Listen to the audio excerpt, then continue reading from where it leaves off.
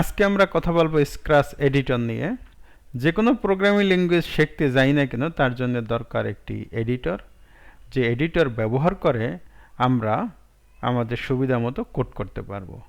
Programming চর্চার ক্ষেত্রে যে বেশি এডিটর সম্পর্কে ভালো জানবে সে তত বেশি উক্ত প্ল্যাটফর্মে কোড করতে স্বাচ্ছন্দ্য ফিল করবে। তাই এই পর্বে আমরা পরিচিত হব স্ক্র্যাচ এডিটরের বিভিন্ন কম্পোনেন্টের সাথে।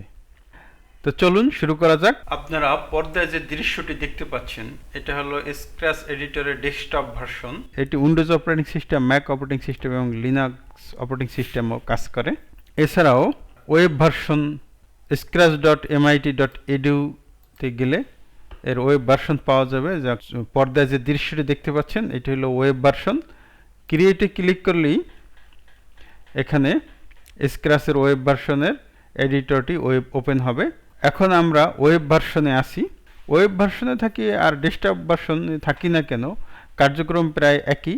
আপনারা এই যে স্ক্র্যাচ এডিটরটির বিভিন্ন অংশ দেখতে পাচ্ছেন। এই যে বাম দিকে একটি অংশ দেখতে পাচ্ছেন, এটাকে আমরা প্যান বলবো, লেফট প্যান। ডান দিকে আরেকটা অংশ দেখতে পাচ্ছি, রাইট প্যান। আর একটা অংশ মাঝখানে দেখতে পাচ্ছি, এটাকে আমরা বলবো মিডল প্যান। আর উপরে একটি বারের মতো, যেটাকে বেগুনি নীল কালারের মতো দেখাচ্ছে, এটাকে আমরা নেভিগেশন বার বলি।